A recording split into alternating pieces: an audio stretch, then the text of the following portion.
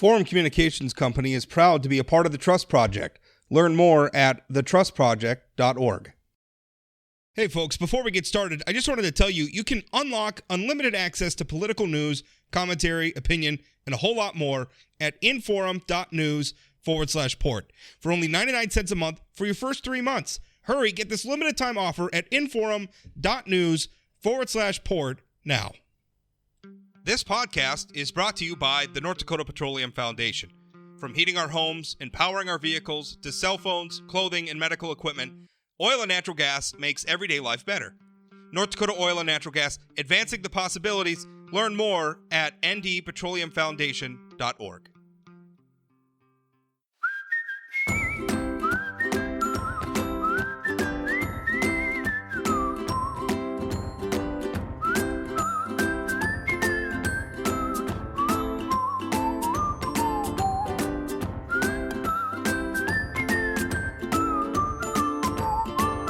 Welcome to Plain Talking. Hey, as you enter into your Memorial Day holiday, and I hope you all have a lot of fun, take a moment or two, of course, to honor those who have given up all for our country. But we're gonna talk a little baseball this Friday. As you all know, I am a huge baseball nut, and I actually have my guest got a World Series ring from the Atlanta Braves.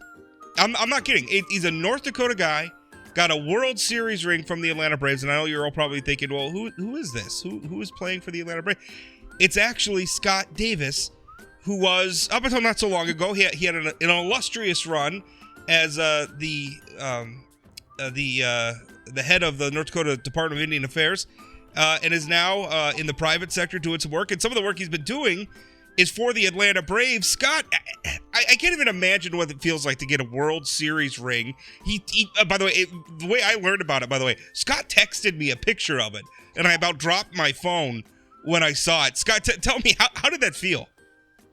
Well, first of all, I think, like many North Dakotans, including myself, I would be the last person to think that I would have a World Series ring. But yeah, it's true, Rob. I've been doing some work for the Atlanta Braves for the last 3 years, and all kind of started during that Major League Sports mascot logo issue that was going on at that time. You know, the Redskins and Cleveland Indians, things I didn't like. But my friend at the time, my counterpart for the Indian Affairs Commission in Georgia, Neely McCormick, reached out to me and said, "Hey, can you help me on this?" And Neely's a really good friend, good man. And I thought, yeah, I'll help you out because of my days working the UND logo and all those years of trying to mediate through those spaces was challenging. But long story short, they've been doing very well as far as relations go with the Atlanta Braves and the local tribes down there. So there's a lot going on down there, a lot of good work, a lot of hard work, as you would expect, in maintaining relations, respect, and supporting each other on policy, education, on and on. So I'm really, really happy to see that what they're doing down there in Atlanta and the local regional tribes down there, they're doing very well with each other. So here we are. Last year they hit the World Series, which was kind of a unexpected, I guess, and then they win it. And then about a month or two ago, one of the office people asked me, "Did you get your ring kit?" And I had no clue what a ring kit was. And they said, "Yeah, for your ring." I'm like, "What ring?" "Well, you get a ring." I'm like, "Whatever." I didn't think nothing of it. And so we have our quarterly meetings down there. And so a couple of weeks back, we went down there for a meeting. And after the meeting, they presented me with a box. And lo and behold, there was that ring. And I was just blown away. I was just, and I don't get paid to do this, Rob. It's just, like I said, it's just something I enjoy. I love sports. And then listening to your show, I do regularly. I think it was you and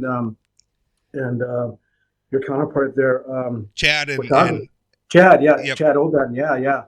And I always like listening to you guys, but you guys are talking baseball, and I didn't know you were a baseball head. So, like me, I love the sport. I played it when I was in Little League. I play old man softball now on Monday nights in Mandan. But so I still, in fact, my boy plays baseball. He had a game last night, so here I am, kind of reliving my baseball things through my son and stuff. So you're a much more humble man than I. If a Major League Baseball team called me up and asked me if I'd gotten my World Series ring yet, I wouldn't be like whatever. I'd be like, when's the parade, right?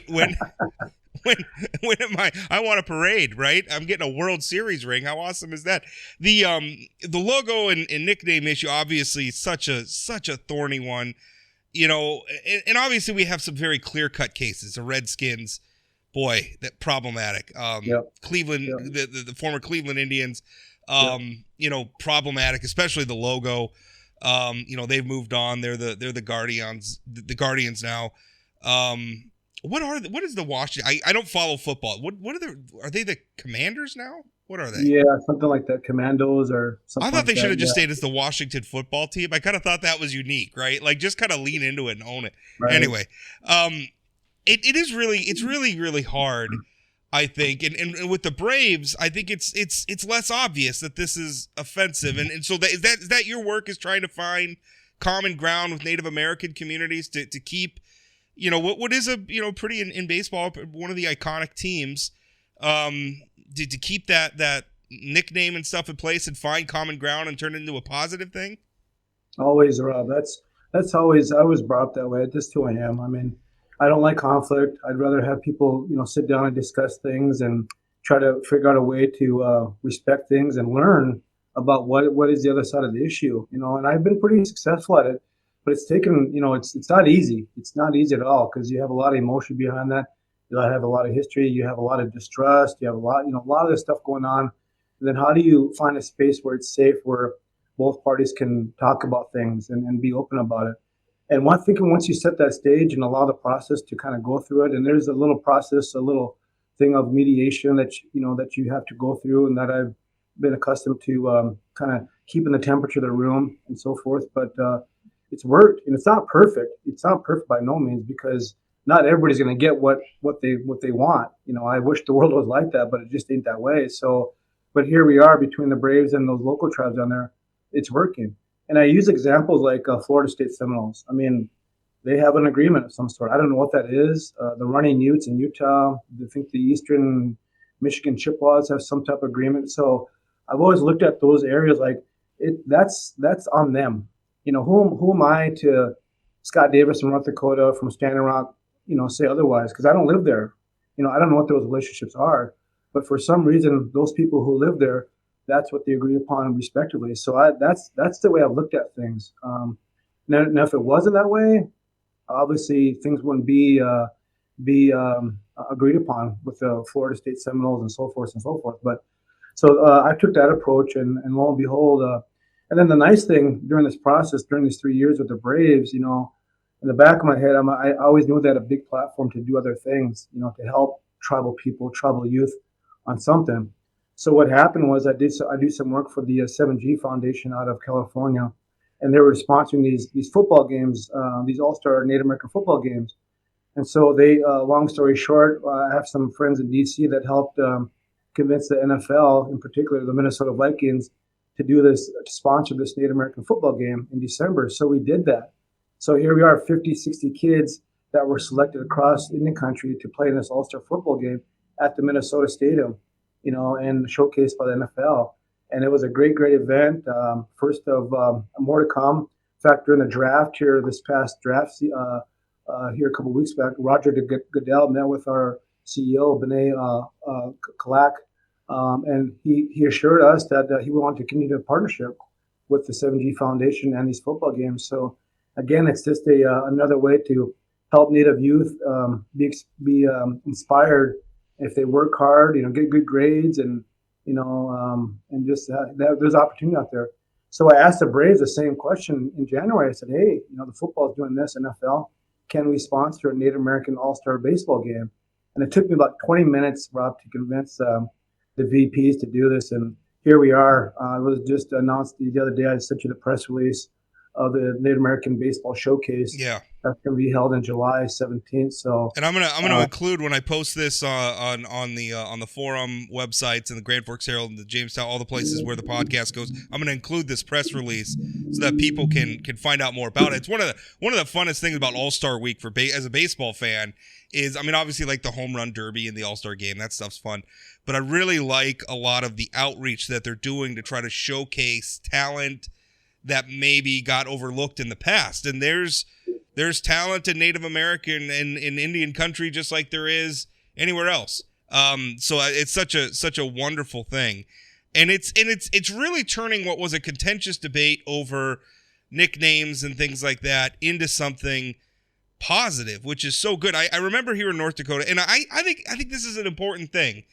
I remember when we were having the debate over the Fighting Sioux at the University of North Dakota. Obviously one side of that debate was Native Americans and who found the logo, found the nickname offensive. But the other side, I mean, there was a strong Native American contingent who didn't find it offensive, in fact, found it positive. And their argument, I always thought, really resonated because they said, obviously we're not necessarily for like the truly offensive things, right? I mean, there were some offensive nicknames, whether we're going through renaming, like landmarks in America right now, because there were some offensive names there. They don't need to be called that anymore. Yep. But their argument is that some of these aren't necessarily offensive. And I remember Frank Blackcloud in particular from the Spirit Lake Reservation. One of the arguments he made is, I feel like this is a way that my heritage and my culture is being included in American popular culture. That was his argument, was I like it. I'm Sioux. I'm descendant. I'm part of a Sioux tribe, and so this is I consider this part of my heritage. Now, obviously, not everybody agrees with that argument, but I think it's one that resonates. And so, I don't know. I look at this work you're doing for the Braves, and it's like, okay, here's a way that we can maintain something that a lot of people are passionate about, but find a way to do it positively, that's inclusive, that's bringing everybody in. I just think that's such a wonderful thing. It is, Rob, and it takes people, it takes leadership to really sit down at those tables and really just process things and take time to understand things. What is the other side thinking and why? And some people don't want to do that because it's political, or they're worried about getting blasted on Facebook or something, and so they shy away from it. But then it continues to perpetuate, continues to grow, and it never changes, So, and I've always took the stance that whether he or she believes one way or the other, great, I'll respect that. But when it gets into a space where it's violent, where it's hurtful, then I'm going to say something, and that's where I took a few stances on that over my career on some things where I thought this is getting out of hand and we should be able to be doing better. So I've been lucky with the Braves and the local tribes down there to convince them that this is probably the best path. I mean, example, right? So if you're at the Braves Stadium, I thought, what a way to truly honor, if you're really talking about honoring tribes, post your flags in the stadium. If the tribes want to post their space, because we still believe that, regardless if it's Atlanta or the Braves or Georgia, it's still tribal territory and ancestral territory, treaty lands, right? So a number of tribes have stepped up and posted their tribal flags in the stadium. And then the other thing, I asked them if you can dedicate a monument or a space within the stadium to commemorate current and Native American history. So within the stadium where you buy your food and drinks and so forth, there's a long big space where it's like a little mini museum for Native American history and culture. And I was like, wow, this is a big thing. So the last meeting we had is like, what more can we do? What else is there? So of course my head is spinning aside from a baseball game, but there's a lot of outreach I think the Braves can do, Major League Baseball can do, and to strengthen relationships. Also for youth, because I'm a big youth guy. I ran youth camps for years. In fact, I ran a youth leadership camp for 10 years. And so the other thing is like you said, Rob, was there are a lot of talented athletes in the country, but they just sometimes they don't have the means to get to a big city, Minneapolis, Houston, Arizona, to get to the place where somebody in a position to make a decision can see their talent. Yeah, to watch. Nor does the Braves know that there's diamonds out there. There's talent out there.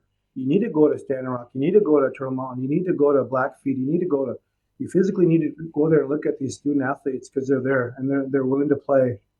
So that's the other thing about it. It's not just baseball relationships. It's about a lot of this about hiring Native Americans to work for the Braves. I mean, why not? If you truly are the Braves and they agree, it's like, well, hire Native Americans. They're out there, whether it's executives, whatever, business people. There's a lot of people out there.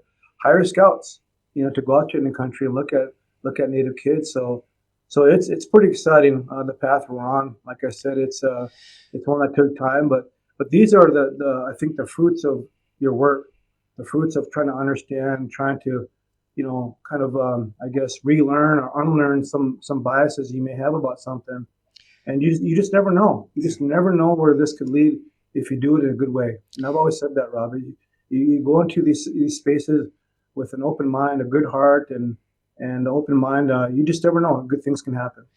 One thing, I mean, I don't need to explain, certainly not to you or anyone else. I think everybody's familiar with the ugly history between, the American government and the tribes, where to me, the ugliest part of that, and maybe the most lingering, and this is obviously my point of view as an outsider, so this is just how I perceive it, I guess, is the way in which we isolated Native American peoples, Native American communities from the rest of America by driving them onto reservations in these rural areas, and just it became an out of sight, out of mind situation. And again, I realize I'm preaching to the choir here, but I guess understanding that history, to me, it's like the best things we can do are things that communicate to those communities that you're part of us, right? You're still you. You're still part of your tribes and your heritage and your wonderful culture and all of that, but you're part of us too. You're North Dakota. That's why I was so supportive of putting like you were talking about, putting the tribal flags in the Atlanta, in the Braves Stadium, putting the Native American flag, the tribal flags in the state capitol, right? Exactly. In North Dakota, to say you're part of us, right? Like you're Spirit Lake Sioux, you're Standing Rock Sioux, you're that as well, right? That's who you are. Yep. You're Turtle Mountain, but you're also one of us. You're also North Dakota. You're also American, right? And and I'm biased here. There's nothing more American than baseball, right? So, right? I love this. Like we're gonna bring you. This is the national past. I don't care what the football fans say. This is the national pastime, and you're gonna be a part of it, right? You're part of us too. I think the symbolism in that is powerful, and I love it. And again, this is me, a white guy, perceiving it that way. So I hope I'm perceiving it right, but I'm very enthusiastic about that. That makes me excited.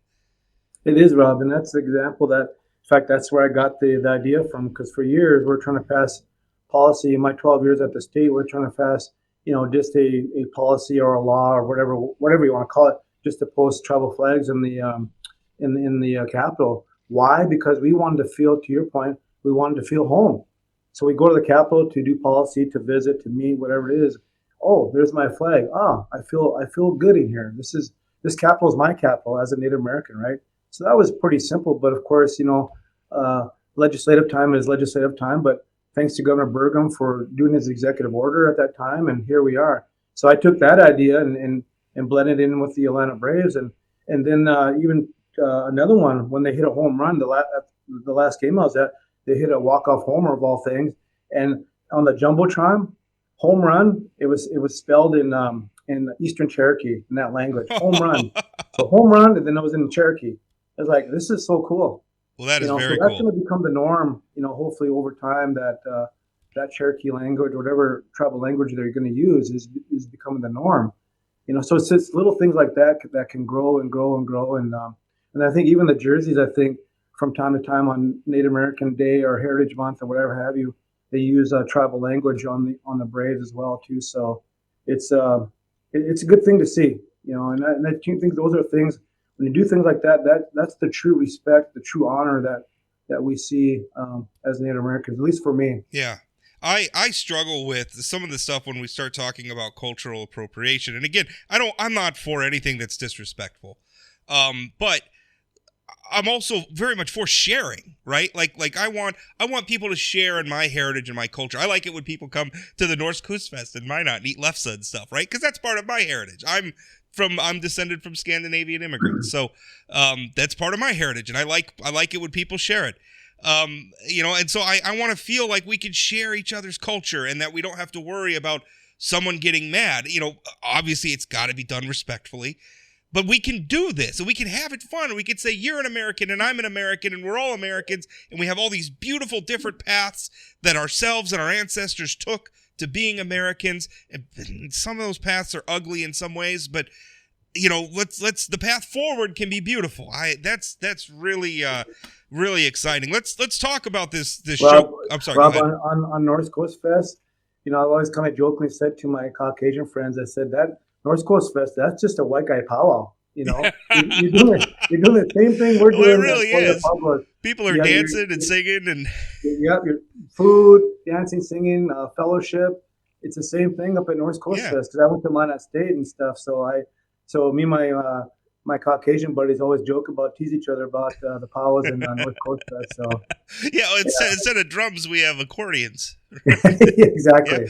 Yeah. It's all beautiful. All right, so this showcase that's coming up, there's going to be two games, two teams for the showcase game on Sunday. They're each going to have a 25-man roster. Each roster will include at least 10 pitchers, 2 dedicated catchers. Major League Baseball former players Marquise Grissom, Johnny Estrada, Marvin Freeman, Lou Collier. They'll coach the teams.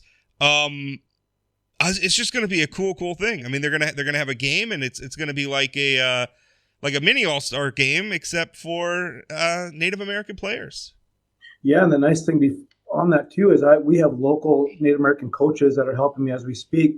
So now, as we speak, the applications are open. Kids are keyboarding in their application, and so we have a number, I think, up to almost 10 coaches that either played college, played high school, coach or did coach. So I have about 4 or 5 of them from North Dakota that are being on the selection committee. So they'll be joining me down for the game to join the Brave staff on coaching and kind of chaperoning the kids while they're down there too. So wouldn't it be great? Exciting for our North Dakota kids also. Wouldn't it be great if some of these kids ended up getting drafted? Oh, right. And I told the Braves, here's where I'm at with that. I don't guarantee anything. I'm just not that way. I don't make promises. But I did tell the Braves, I'm going to guarantee you, Derek, his name is, I'm going to guarantee you I'm going to get you 2 or 3 Native American players. Not because they're Native American is one thing, but most importantly, they can play. There's good ball players. So I'm gonna find that. We're gonna find that. So that's exciting too. I know they're gonna find them. I used to play softball myself, and we used to play against some of the teams that would come down to Minot from Turtle Mountain, and they would flip it. The Turtle Mountain Thunder. I think that was one of the teams. And those are my coaches. Those guys from that team, they're my coaches. Yeah, they would slaughter us. It wasn't even. I mean, they would come up and just start ripping home runs. I'm pretty sure our league had to put in place a rule where you could only hit so many home runs in a game because the gosh darn Thunder would come down and would just murder us. Which I didn't like them so much at the time, but I can appreciate the talent now. So yeah, it's a wonderful thing. It's a beautiful thing. Where can people go who are listening and maybe want to find out more about this or how to tune in, all that fun stuff? Yeah, I know we're going to be trying to stream it live on Facebook, so stay tuned for that. I'm sure it's going to be on the Atlanta Braves website, but all that's on the website as we speak.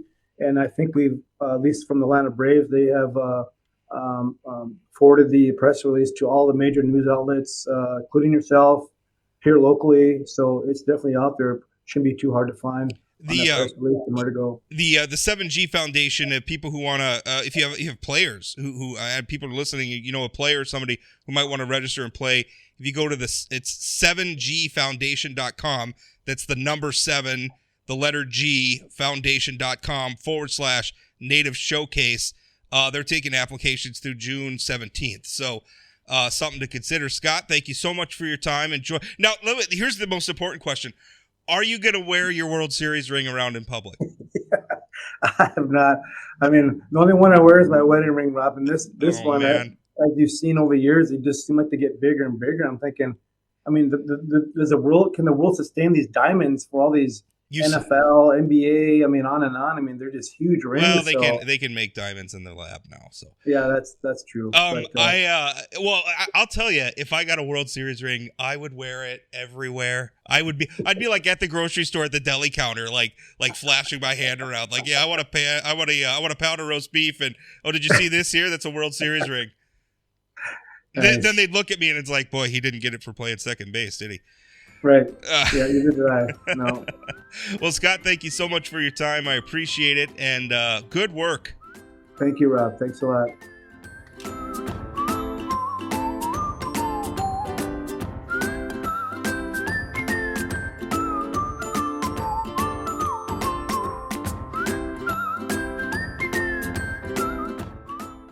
Want more political news like this? Visit inforum.news/port to get 3 months of unlimited access to our news network for only 99 cents a month. Don't wait. Get this limited time offer at inforum.news/port now.